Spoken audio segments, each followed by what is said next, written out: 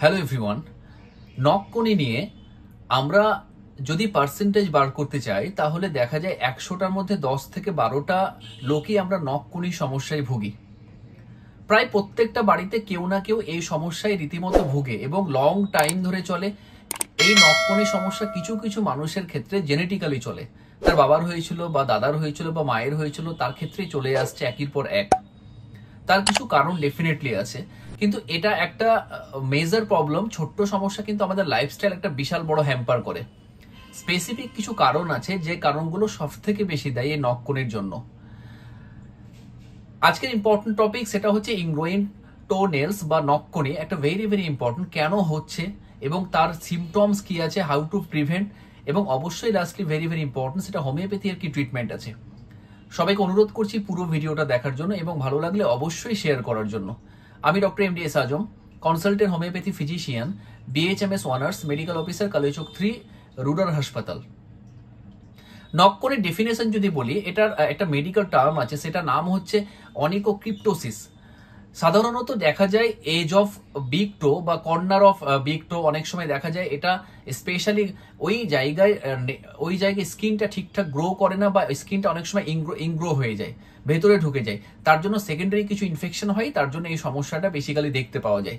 Symptom হিসাবে একটা tremendous pen বা তার সঙ্গে সোয়েলিং এবং টেন্ডারনেস একটা থাকে এবং difficult to walking sometime.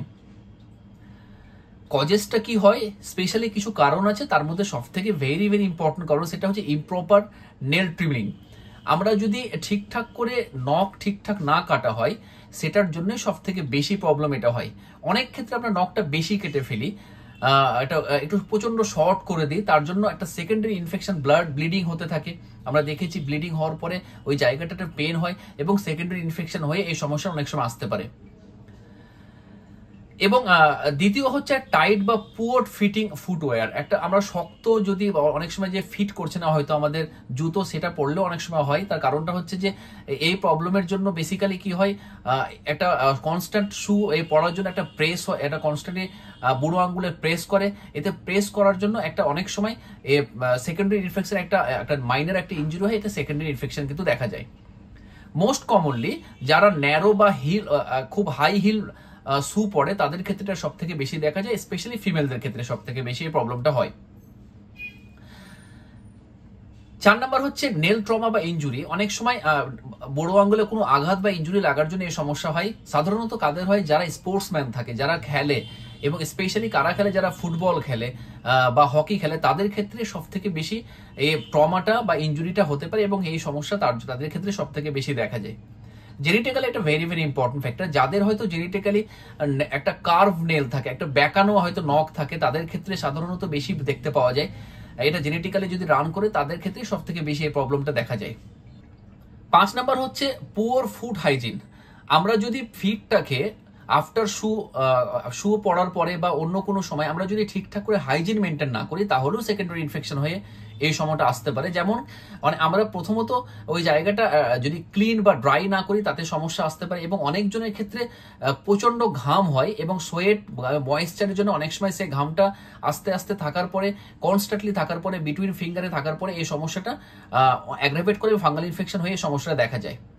6 number repeatedly pressing or activity একটা প্রবলেম যদি থাকে। সাধারণত অ্যাথলেটস যারা থাকে, রানার যারা থাকে বা ডান্সার যারা থাকে, তাদের ক্ষেত্রে কনস্ট্যান্টলি হয়তো ডেইলি হয়তো সুইমিং করছে, ডেইলি হচ্ছে অ্যাথলেট খেলাধুলা করছে বা রানিং করছে বা ড্যান্সার করছে, তাদের ক্ষেত্রে কনস্ট্যান্টলি একটা ডেইলি প্রেশার বা অ্যাক্টিভিটির জন্য একটা প্রেশার পড়ে, তাতেও সমস্যা কিন্তু আসতে পারে। কনস্ট্যান্ট প্রেশারের জন্য প্রবলেমটা হয়। 7 নাম্বার মেডিকেল কিছু কন্ডিশন আছে যে কন্ডিশনের জন্য ইনগ্রোইন নেল আসতে পারে। তার মধ্যে সব থেকে ইম্পর্টেন্ট ডায়াবেটিস মেলাইটাস যারা থাকে, তাদের ক্ষেত্রে এই সমস্যাটা সব থেকে বেশি দেখা যায়।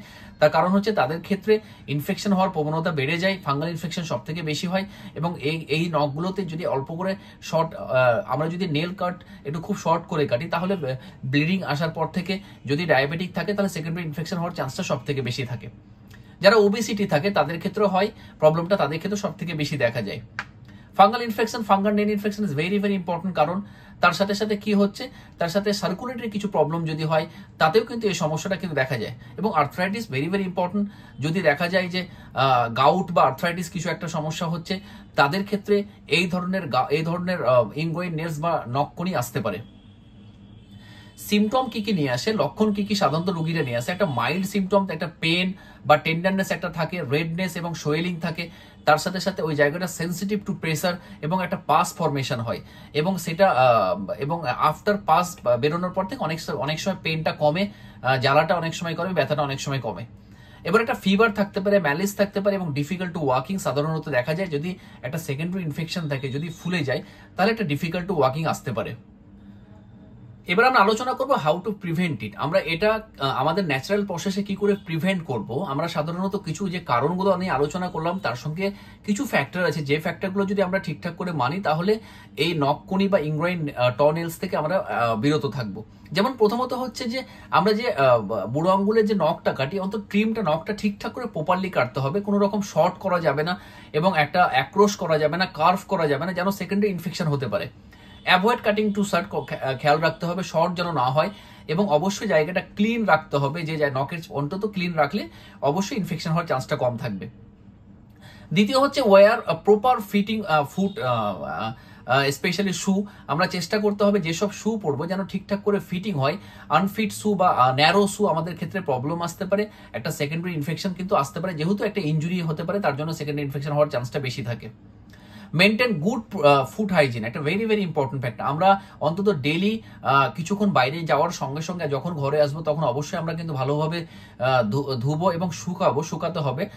অবশ্যই বিটুন টো, দুটো আঙ্গুলের মাঝখানে অবশ্যই শুকাতে হবে। তার সাথে সাথে জায়গাটা, নেলটা ক্লিন করতে হবে। কোনো রকম কোনো নোংরা যদি জমে থাকে, সেই জায়গাটা ক্লিন করতে হবে এবং চেষ্টা করতে হবে খালি পায়ে না হাঁটার জন্য। স্পেশালি ডার্টি এনভায়রনমেন্ট, যেগুলো জায়গা খুব নোংরা জায়গা, সেই জায়গাগুলোতে খালি পায়ে যেন না হাঁটা হয়, সেটা লক্ষ্য রাখতে হবে। তারপরে কি করতে হবে, প্রপারলি যেটা টোজ আছে সেটাকে আমাদের কোনো রকম ইনজুরি থেকে বিরত থাকতে হবে, যেন কোনো রকম রিপিটেড ইনজুরি না হয়। যারা হয়তো রানার্স আছে বা যারা হয়তো ডান্সার আছে, তাদেরকে একটু খেয়াল রাখতে হবে যে কনস্ট্যান্টলি এটা প্রফেশনে করতে করতে একটা রিপিটেড ইনজুরি হয়, সেটাকে একটু খেয়াল রাখতে হবে। এবং অবশ্যই ট্রিট ফুড, যেসব প্রবলেমের জন্য এই সমস্যাগুলো হয় ইনগ্রোয়িং, সেগুলো ট্রিট করতে হয়। স্পেশালি ডায়াবেটিক, তার সঙ্গে সার্কুলেটরি কিছু প্রবলেম বা ফ্ল্যাট ফিট যদি হয়, বিউনিয়ন্স যদি হয়, বা ফুড ডিফর্মিটি কিছু যদি হয়, সেগুলোকে অ্যাজ আর্লি অ্যাজ পসিবল আমরা ট্রিট করতে হবে। এবং ট্রিটমেন্ট না করলে কিন্তু আমাদের সেকেন্ডারি ইনফেকশন হিসেবে এই প্রবলেমগুলো আসতে পারে। তো টোটাল যে কারণ, সিমটম এবং তার সঙ্গে সঙ্গে প্রিভেনশন যদি আমরা ঠিকঠাক করে মানি, তাহলে ডেফিনেটলি ইনগ্রাইন টনেলস যেটা হচ্ছে বা আমাদের যে নখকুনি হচ্ছে, সেটা ডেফিনেটলি কমবে এবং সারবে সম্পূর্ণ। লাস্টলি ভেরি ভেরি ইম্পর্টেন্ট, সেটা হচ্ছে হোমিওপ্যাথি একটি ট্রিটমেন্ট আমরা দেবো। হোমিওপ্যাথিক্যালি খুব ভালো ভালো ওষুধ আমাদের ক্ষেত্রে আছে, যে ওষুধগুলো দারুণ কাজ করে। স্পেসিফিক যে সাধারণত যে ওষুধগুলো সব থেকে ভালো কাজ, তার মধ্যে সব থেকে best medicine সাইলেশিয়া, very very important drug একটা। সাইলেশিয়া কখন আমরা দেবো, যখন একটা সেকেন্ডারি ইনফেকশন পুরো রেডনেস, সোয়েলিং, পেনফুল থাকে এবং একটা পাস ফরমেশন হয়, রিলিফ হয়, ঠান্ডা এবং গরম শেক দিলে অনেক সময় বেটার ফিল করে, এবং তার সাথে সাথে একটা ম্যালেজ বা ফেভারেজ টেন্ডেন্সি থাকে। তাদের ক্ষেত্রে যদি এর প্রবলেম থাকে, তাহলে অবশ্যই সাইলেশিয়া 30 পাওয়ারের দিনে 4 বার করে যদি আমি 7 দিন চালাই, তাহলে ডেফিনেটলি সম্পূর্ণই নখকুনি কিন্তু সুস্থ হবে। আমরা হিপার সার্ভ দিতে পারি কাদের ক্ষেত্রে, যারা অ্যাকিউট প্রবলেম নিয়ে আসে, ট্রিমেন্ডাস একটা ব্যথা, হাত দিতে দিচ্ছে না, হাইপার সেন্সিটিভ টু টেন্ডার, মানে কোনো রকম ভাবে হাত দিলে চমকে উঠছে বা ট্রিমেন্ডাস কান্না করছে, ছোট বাচ্চা যদি থাকে, বড়রা একদমই সহ্য করতে পারছে না, প্রচন্ড গরম হয়ে আছে এবং পেশেন্ট তার সাথে সাথে প্রচন্ড ঠান্ডা ঠান্ডা ঠান্ডা ভাব, শীত কাতুরে, এবং তার সাথে ফিভারিস থাকছে, এবং অবশ্যই টেম্পারটা প্রচন্ড হাই হয়ে আছে, প্রচন্ড রাগ মেজাজ খুব তীক্ষ্ণ, সেগুলো যদি প্রবলেম থাকে, চিলি পেশেন্ট যদি থাকে, হিপার সালফ আমি দেবো 30 পাওয়ারে দিনে 4 বার করে 7 থেকে 8 দিন চালালে 100% ইনগ্রোইন টয়লেটস ডেফিনেটলি কমে যাবে। বেলোডোনা দিতে পারি আমি অ্যাকুট স্টেজে। স্পেশালি কোন ক্ষেত্রে দেবো, একটা রেডনেস থাকবে, হট থাকবে, তার সাথে দপদপানি, একটা থ্রোবিং টাইপ অফ পেন থাকবে, স্পেশাল রিলিফ বাই অম অ্যাপ্লিকেশন যখন রিলিফ থাকবে, এরকম যদি একটা হিস্ট্রি নিয়ে আসে, বেলোডোনা 30 পাওয়ার দিনে 4 বার করে যদি আমি 7 দিন চালাই, তাতেও কিন্তু সম্পূর্ণভাবে এই অ্যাকুট ইনফেকশন বা তার সাথে সাথে নখকুনির প্রবলেম সম্পূর্ণভাবে সুস্থ হবে। মার্কসল আমরা দিতে পারি। কোন সময় মার্কসল দেবো, এই ধরনের একটা নখকুনি প্রবলেম কন্টিনিউয়াসলি হয়তো চলে আসছে এবং স্পেশালি ওখান থেকে একটা পাস ফরমেশন হচ্ছে বা ট্রিমেন্ডাস দুর্গন্ধযুক্ত একটা স্মেল আসছে বা তার সাথে ডিসচার্জ হচ্ছে, স্পেশালি নাইটের দিকে অ্যাগ্রাভেশন হচ্ছে, ফিভার হচ্ছে স্পেশালি আর নাইট, জলের পিপাসা খুবই ভালো, ময়েস্ট টাং আছে, সেসব হিস্ট্রির ক্ষেত্রে আমরা মার্কসল 30 পাওয়ার দিনে 4 বার করে যদি 7 দিন চালাই, তাতেও সম্পূর্ণভাবে এই সমস্যা সুস্থ হবে। নাইট্রিক অ্যাসিড আমি কখন দিতে পারি? যখন এই ধরনের tremendous pain, hyper sensitive to tender, তার সাথে ইউরিনের প্রচন্ড দুর্গন্ধ একটা ওখান থেকে, এবং ওই নককনি থেকেও ট্রিমেন্ডাস একটা দুর্গন্ধ আসছে, পাস ফরমেশন হচ্ছে, এরকম যদি একটা হিস্ট্রি থাকে, তাহলে নাইট্রিক অ্যাসিড 30 পাওয়ার দিনে 4 বার করে 7 দিন চালালো এই সম্পূর্ণ সমস্যা কিন্তু সমাধান হবে। তারপরে সিফিলিনাম আমি দিতে পারি। কখন সিফিলিনাম দেবো? যখন একটা স্পেশালি অ্যাট নাইটে ট্রিমেন্ডাস অ্যাগ্রাভেশন হচ্ছে, জলের পিপাসা যখন থাকছে না, একটা ময়েস্ট টাং থাকছে, মুখে দুর্গন্ধ হয়তো হচ্ছে, ওই জায়গা টেন্ডার, পেনফুল এবং প্রচন্ড দুর্গন্ধযুক্ত হচ্ছে, লং টাইম ধরে হয়তো আছে, 2 থেকে 3 বছর ধরে হয়তো আছে, ফ্যামিলি জেনেটিক ফ্যাক্টর হয়তো আছে, তার প্রত্যেকজনের ফ্যামিলির মধ্যে হয়তো হচ্ছে, সেরকম যদি একটা হিস্ট্রি পাই, সিফিলিনাম 200 দিনে 2 বার করে অন্তত 4 থেকে 5 দিন আমি দেবো। কিছুদিন ওয়েট করবো, প্রয়োজন পড়লে রিপিট করতে হতে পারে, না হলে ডেফিনেটলি পুরোপুরি সমস্যা কমবে।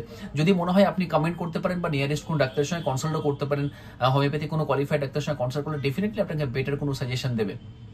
অ্যাসিড ফ্লোর আমি কখন দিতে পারি? একটা ট্রিমেন্ডাস হট পেশেন্ট, ট্রিমেন্ডাস ব্যথা, ট্রিমেন্ডাস একটা দুর্গন্ধ ওই জায়গা থেকে আসবে, এবং তার সাথে সাথে সব থেকে ইম্পর্টেন্স হচ্ছে যে নাইট অ্যাগ্রাভেশন থাকবে এবং সিফিলিটিক আরও কিছু ব্যাকগ্রাউন্ড থাকবে, মুখে দুর্গন্ধ থাকবে, এরকম যদি হিস্ট্রি একটা থাকে, তাহলে আমি অ্যাসিড ফ্লোর অন্তত দিনে 200 দিনে 2 বার করে 3 থেকে 4 দিনে বেশি আমি দেবো না। কিছুদিন অপেক্ষা করলে দেখবেন আস্তে আস্তে সম্পূর্ণ সমস্যা সুস্থ হবে। পাইরোজেন আমি দিতে পারি। সেকেন্ডারি কিছু ইনফেকশন, পাইরোজেন কখন আমি দেবো? ট্রিমেন্ডাস ওখানে ব্যথা, ট্রিমেন্ডাস একটা দুর্গন্ধ ওখান থেকে, পাস ফরমেশন একটা হচ্ছে, ফিভার আছে, তার সাথে রেডনেস প্রচুর, গরম প্রচন্ড ওই জায়গাটা, এবং গরমের রিলিভ হচ্ছে, এরকম যদি একটা হিস্ট্রি পাই, পাইরোজেন 30 পাওয়ার দিনে 4 বার 7 থেকে 8 দিন দিলে সম্পূর্ণভাবে সমাধান হবে, এই প্রবলেম সম্পূর্ণ সুস্থ হবে। আমরা এক্সটার্নাল হিসেবে ক্যালেন্ডুলা মাদার লাগাতে পারি, বা ক্যালেন্ডুলা মাদার লাগালে প্রতিদিন ওই জায়গাতে অন্তত 3 থেকে 4 বার যদি আমরা এক্সটার্নাল ইউজ করি, তাতেও কিন্তু ইনফেকশনটা কন্ট্রোল হবে। এবং তার সাথে সাথে যে মেডিসিনগুলো কথা বললাম, এগুলো ওষুধের মধ্যে যে ওষুধটা আপনার ক্ষেত্রে আসবে, সেই ওষুধটা খেলে সম্পূর্ণভাবে নককনি বা ইনগোয়িং টো নেলসটা সম্পূর্ণভাবে সুস্থ হবে। তো যে টপিক্সটা নিয়ে আলোচনা করলাম, ভেরি ভেরি ইম্পর্টেন্ট টপিক্স, এটা অন্তত সবাইকে রিকোয়েস্ট করছি অবশ্যই শেয়ার করুন, কারণ ম্যাক্সিমাম লোক এই সমস্যায় ভুগছে, অন্তত এই ভিডিও দেখে ডেফিনেটলি কারো না কারো লাভ হবে। তো আজকে আপাতত এটুকুই। সবাই ভালো থাকুন, সবাই সুস্থ থাকুন, অবশ্যই লাইক, কমেন্ট এবং সাবস্ক্রাইব করুন। এবং ফাইনালি একটা কথা বলবো, ক্লাসিক্যাল হোমিওপ্যাথি ফিজিশিয়ান যে আমার চ্যানেলটা আছে, সবাই ফলো করুন। এর মধ্যে প্রচুর ভিডিও আছে, প্রিভিয়াসলি অনেক ভিডিও আলোচনা করা হয়েছে, আপনারা প্রত্যেকটা ভিডিও দেখুন, ডেফিনেটলি আপনাদের ভালো লাগবে। পুরো ভিডিও দেখার জন্য সবাইকে ধন্যবাদ। সবাই ভালো থাকুন, সবাই সুস্থ থাকুন।